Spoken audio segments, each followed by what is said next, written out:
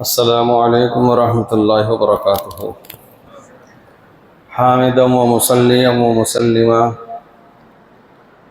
محترم بزرگوں، ساتھیوں، بھائیوں، ایک عرصہ دراز سے چاکسو کے مدرسے سے متعلق باتیں سنتے رہتے تھے اور کئی مرتبہ شوق بھی پیدا ہوا کہ اس مدرسے میں حاضری ہو۔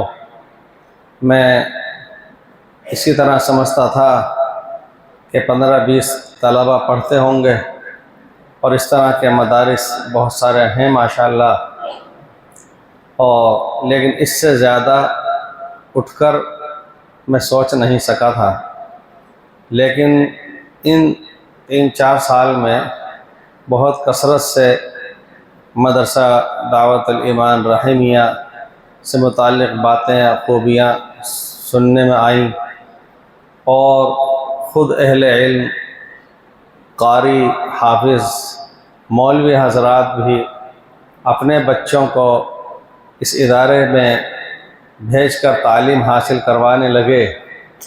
یہ بھی ایک بہت بڑا ثبوت ہے اس بات کا کہ پروردگار نے اس ادارے میں بہت اچھا تعلیم کا نظم بنائے رکھنے کی توفیق بخشی ہے۔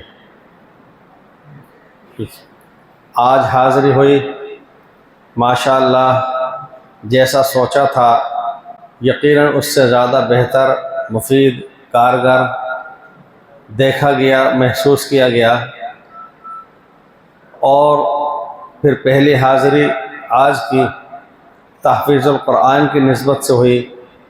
ادارے کے ماشاءاللہ نیک، صالح، نوعمر، نوخیز 5 طلبہ عزیز نے قرآن کریم ختم حفظ کیا۔ ایسی نورانی محفل اور مجلس میں شرکت یقیناً باعث مسرت اور یقیناً باعث سعادت ہے۔ قرآن کریم حق تعالی شانہ کی عظیم الشان کتاب ہے، اور بہت سے انبیاء کرام آتے رہے، جاتے رہے، معجزات دکھاتے رہے، لیکن آج حضرت موسیٰ علیہ السلام کا عصا دکھائی نہیں دیتا۔ حضرت عیسیٰ علیہ السلام کی وہ پھونک جو مردوں میں روح داخل کر دے بحکم الہی، وہ نفخ اور پھونک آج دکھائی نہیں دیتی۔ آج حضرت داؤد علیہ السلام کا وہ لحن اور لب و لہجہ وہ دکھائی سنائی نہیں دیتا۔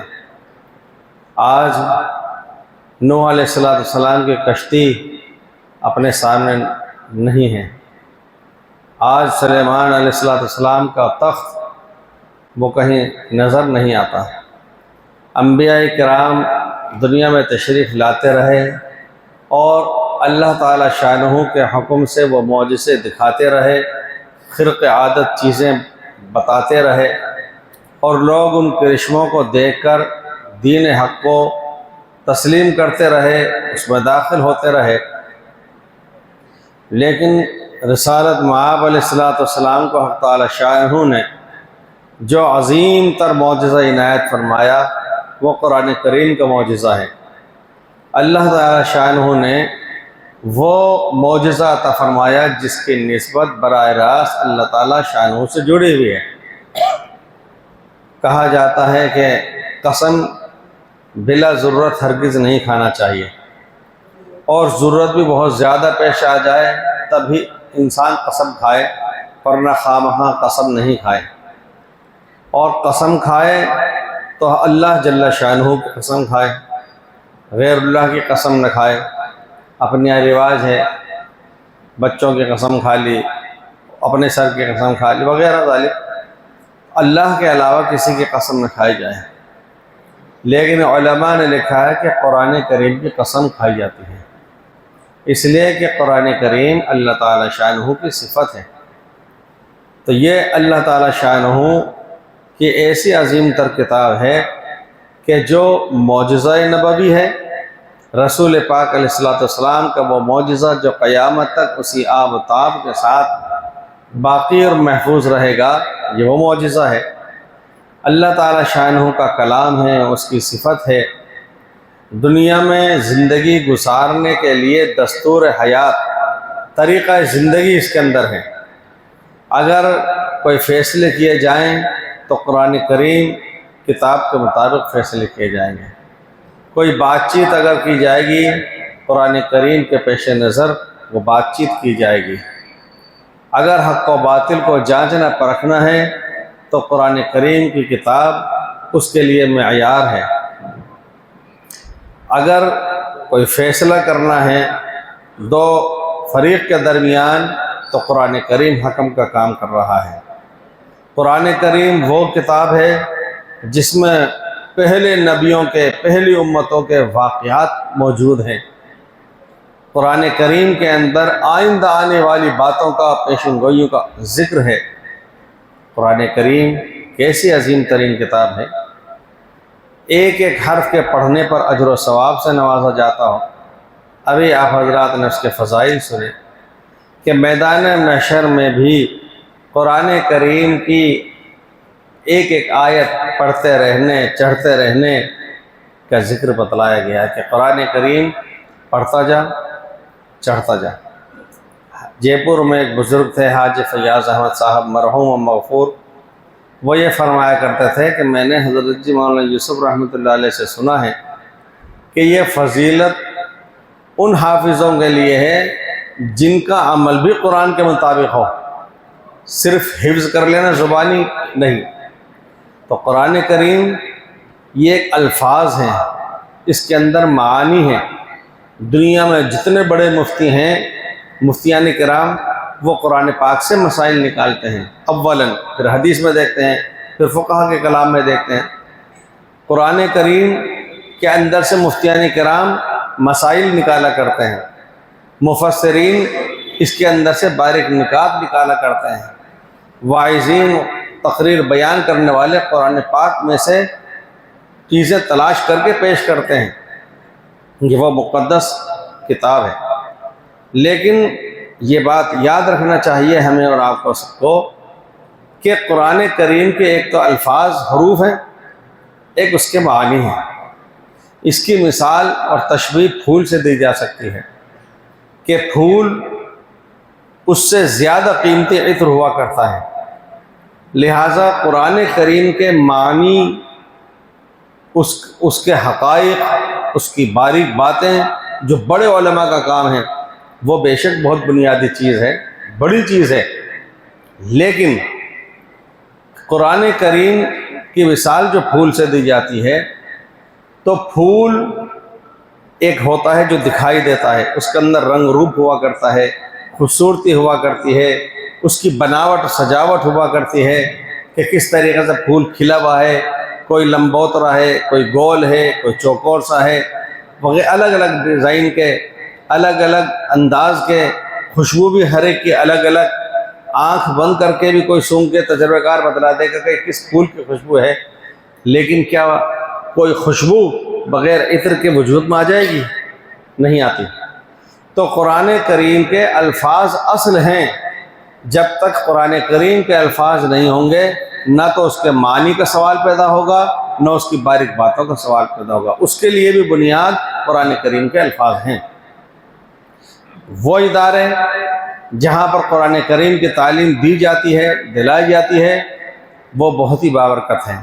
ابھی مولانا شاہد صاحب کی تقریر کے میں وہ بھی عنوان آیا تھا کہ نظام بھی دنیا کا چل رہا ہے تو قرآن کریم کے گرد چل رہا ہے۔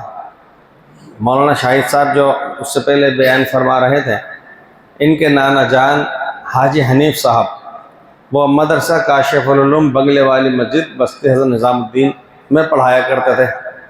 جتنے بھی اولیاء کاملین، واعظین، مقررین، مبلغین، مدرسین، عمرہ حضرات، حضرت جی حضرات، یہ کے بعد دیگر جو بھی ہوتے رہے، سب ان کے شاگرد ہو کر نکلتے تھے۔ اب دنیا میں کہیں بھی کسی بھی اجتماع میں، جنگل میں، بیابان میں، مجمع عام میں، شہر میں، علمی مجلس میں، علماء میں، عوام میں، گشت میں، کہیں بھی کوئی دین کی بات وہ شخص اگر کر رہا ہے جو ان کے پاس قرآن پاک ناظرہ پڑھا ہوا ہے، کیا ان کی خوبیوں اور نیکیوں کا حاجی عارف صاحب کے نام اعمال میں اضافہ نہیں ہوگا؟ یقیناً ہوگا، اس لیے کہ بنیاد وہ ہیں۔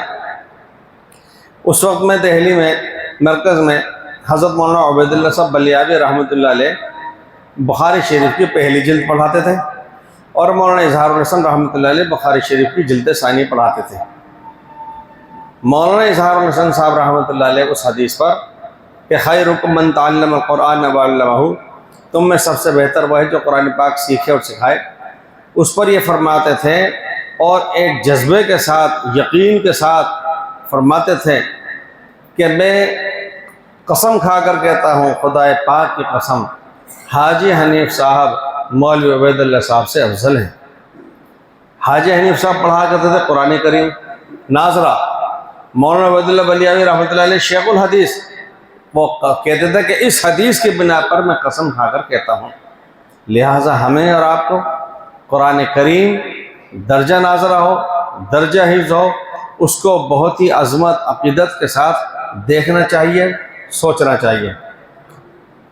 بڑے حضرات کے لیے بھی ضروری ہے، قرآن کریم کا اتنا حصہ یاد کر لینا، حفظ کر لینا فرض ہے جس کی وجہ سے نماز میں فرض قرات ادا کی جا سکے۔ قرآن کریم کا اتنا حصہ یاد کر لینا، ازبر کر لینا واجب ہے کہ جس کے بغیر نماز میں واجب قرات ادا نہ کی جا سکتی ہو۔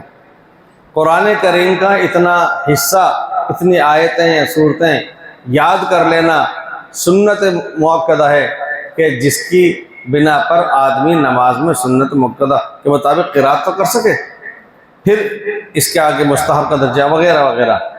اس لیے یہ تو بہت خوبی اور خوشی کی بات ہے کہ بہت سے حضرات اپنے بچوں کو مدارس میں داخل کرا کر کے قرآن کریم حفظ کرا رہے ہیں، لیکن بڑے حضرات کو بھی چاہیے کہ اپنے اپنے محلوں میں، اپنی اپنی مساجد کے اندر طالب بالغان کے تحت قرآن کریم کی اتنی مقدار یاد کریں، سمجھیں، پڑھیں۔ اللہ تعالیٰ شانہ سے دست و دعا ہوں کہ پاک پروردگار قرآن کریم کی عظمت، عقیدت، محبت ہم میں، آپ میں، سب میں داخل فرمائے، اس کو سمجھنے کی، اس پر عمل کرنے کی، اس کو دوسروں تک پہنچانے کی توفیق عطا فرمائے۔ بہت ہی خوشی اور مسرت ہوئی اس ادارے میں حاضری پر، اور یہاں کے ماحول کو دیکھ کر کے، یہاں کے تعلیم سے متعلق یہاں کے جو ممتحن رہ چکے مولانا شاہد صاحب سے جو خوبیاں، جو اچھی باتیں سنی، ماشاءاللہ وہ بہت ہی قابل اعتماد ہیں اور لائق حوصلہ ہیں۔ اللہ تعالیٰ شانہ ادارے کو اپنی بارگاہ عالی میں قبول فرمائے۔ والسلام علیکم ورحمۃ اللہ وبرکاتہ۔